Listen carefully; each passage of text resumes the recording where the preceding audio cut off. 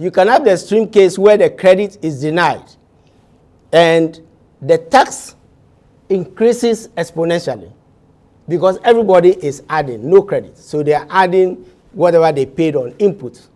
And the tax can go, during question time we can look at it. So you can see the tax can go all the way up to about, the value added can go, including tax, including costs, can go all the way up to about, let's say, instead of 3,000 to 4,000 to 5,000, right?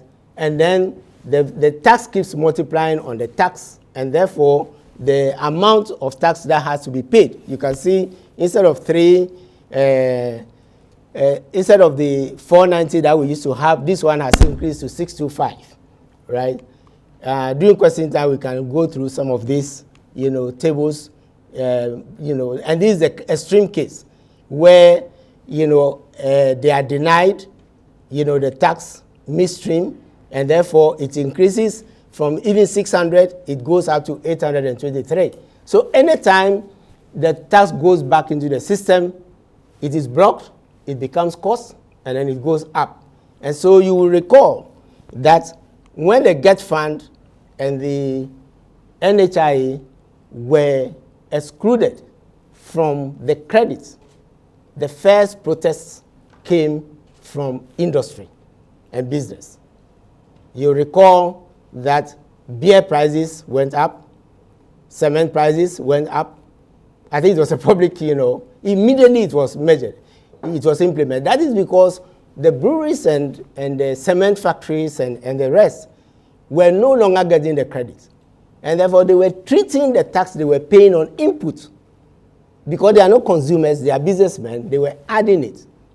And therefore the prices all over the country started to go up, right? And the same thing with when you extend the VAT, to wholesalers, the flat rate scheme, and which is a small business scheme, the same way you end up pushing the tax on inputs rather than being a tax on output and giving the credit, so that in the end you have only, you are imposing only a tax of less than 400. You end up sometimes imposing, let me just, the time is going fast, so let me just, exports. We don't want to export our tax. We don't even VAT. So what do? We have something called zero rating. The rate, instead of 17.5%, the rate becomes zero, right? So when the person is exporting, in this case, the wholesaler is exporting to another country, they apply a rate of 0 at the point where they are, and therefore they offset. They apply 0, so the output tax, the tax on output, what they are selling, becomes 0. But they are registered, and it's a tax, unlike exemption. So they can claim all the taxes that were paid, right, against that 0. And that's how come GRA, gives a refund to exporters.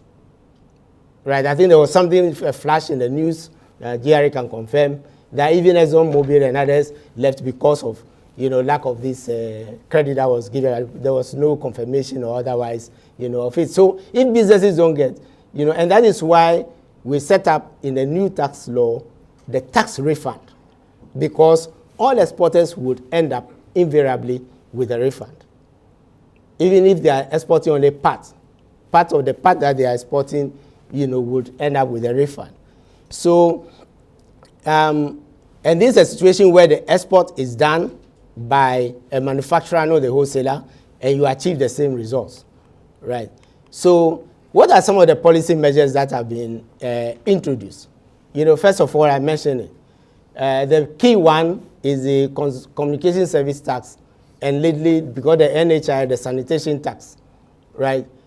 When they were created into a straight levy and a COVID levy, the input tax, even though they were being collected as though they were VAT, the credit was denied, right? So once it's denied, immediately businesses start, adding it to costs. And therefore, costs go up. It's only excise duties and import duties that are added, in the same, manner. So that is one of the policy, effects. And it doesn't make Ghana, competitive either, because some of the costs stick because no invoices are issued. So they stick, and our exports, even in an era of AFCTA, we are adding costs to our exports, right?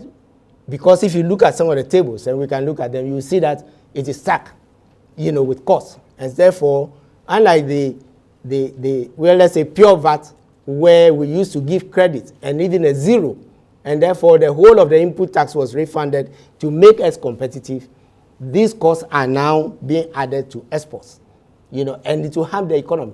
We cannot be competitive as the other West African countries, even within West Africa trade, African trade, because Kenya zero rates.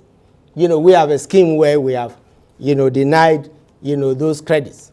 We have the VAT flat rate scheme. It's supposed to be 3%, which small entities were also exempted, from the tax, in the past.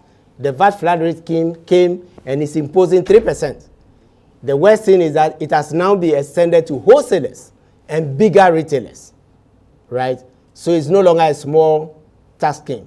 So, and because that also comes with, you can say that the difference between the VAT on input and the VAT on output is approximately 3%.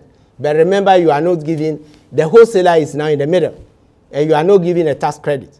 So if it sells to somebody a service provider who is registered at the end, they will pass on the cost. So your margin of 3% doesn't hold. When it was on retail, it was at the end. So you can say, yes, it approximates. But right now it's in the middle, right? And don't forget that you can also have a wholesaler who bought from another retailer, an importer or a manufacturer, or even a manufacturer a wholesaler at 3%, and selling to a registered manufacturer. Because there's something that says that logically you should sell to only retailers if you're a wholesaler, right? A manufacturer can buy from a wholesaler. So when you say 3%, you are imposing 3%, where it should have been 17%, all right, yes. But no invoice was issued, and therefore it will add to the cost, right? So that is, again, and then the other thing too is that the tax authority seems to, shoot themselves in the foot, because we are saying that small retail schemes are for those who cannot keep records, right? But the wholesaler is big. The normal retailer, wholesaler is big. So why the normal large, retailers, the supermarkets, Melcoms, and the rest, they are large. They can keep records. They have accountants and the rest. So why extend a small business scheme to them? In the first place, it defeats your administration, the administrative purposes, compliance, right? Because they are not, they are supposed to keep records before income tax, but they are keeping the invoices anyway. So why don't they? And then because it's added to cost, it is also, defeating, the purpose objectives. So these are a selection. What we want to establish simply is that any policy that disturbs, the right to input tax credit, because VAT is not a tax on business. VAT is a tax on the consumer. So you hurt both business and the consumer, because as we can see, the prices have gone up when you block, that input tax credit. And by the way, get fun. We hear people saying, yeah, but it's like an exercise and whatever. But we do the political economy. We just heard about Kumi Preko. And let me end on this political economy note. Frankly, the VAT was introduced at 15%. At the time, the sales tax was supposed to have gone up to 17.5%, which is where we are now.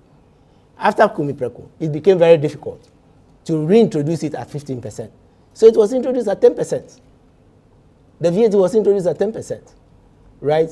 So, but it was not sustainable. It wasn't supporting the budget, right? That revenue was not supporting, even though it has a broader base, it wasn't supporting the budget.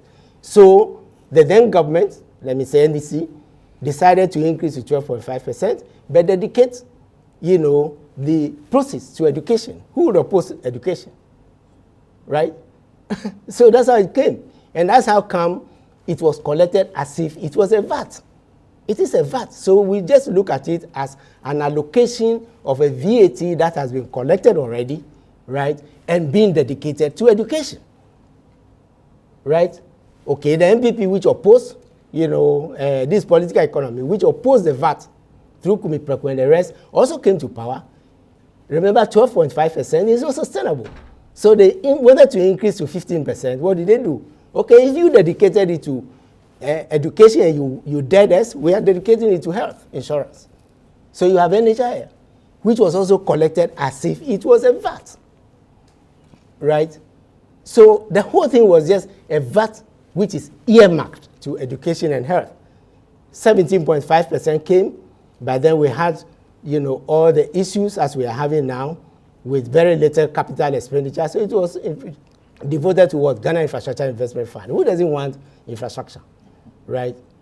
So I think by separating them, they are neither VAT, neither are they excise. And we have defeated the purpose by just adding up to cost. And if I may just scroll, it's not scrolling, okay, to the end. Now this is the result of what we have. These are the major taxes. And you can see the yellow line, which is the corporate income tax, is beginning to perform where it was far below the VAT. So here we are assuming that, this here we have the corporate income tax, we have the import duty, and then we have the excise duty, and these are the strengths of our revenue system, and they should show a certain consistency. But you can see it's all over, and you can see that corporate income tax is going up. I showed this the previous time. What I've done here for clarity, GRA was asking a question. We didn't have time. What I've done is to assume that the health insurance and the GET fund are still VAT, add it to VAT, and let's see the outcome. The next graph assumes that, okay, if they resemble excise, add it to excise, and you get the same result, right? So we have something called a consolidated VAT and a consolidated excise to represent what we have now. In both cases, it's not even yielding the revenue. Now you can see this goes back to 2002. But you can see it is very high. All the graphs are high up to 2006. And that's rebasing. So because the GDP went up. So rebasing is why it is up. And then when you come to 2013, where the new rebasing also starts, you see that the taxes stalled and whatever, but we had two additional oil fields, so it cushioned it better than in 2006. So rebasing has an impact. And that's why our tax ratios are low. Right? And that is why we must, on this note, let me say, that is why we must not be disturbing, the quality of our main taxes. If you go to every developing country, it is these 4 taxes or 5 that are the mainstay. If you introduce a tax like ESLA, it's excise. If it has an objective, 3 to 5 years, let it go. Temporary import duty, don't add it. What you are doing, if you keep it beyond the period when it's supposed to go, you are only disturbing the import duty, rate. Excise is just disturbing, So all those temporary taxes, the fiscal stabilization, levy which was imposed, what is it? It's a corporate income tax, but name, right? So it's disturbing all these taxes. Yeah, they may have a short-term purpose during a crisis like COVID or global financial crisis, doom so. But when they are over, and especially when you have 2 oil fields, let them go so that you can use them for the next crisis.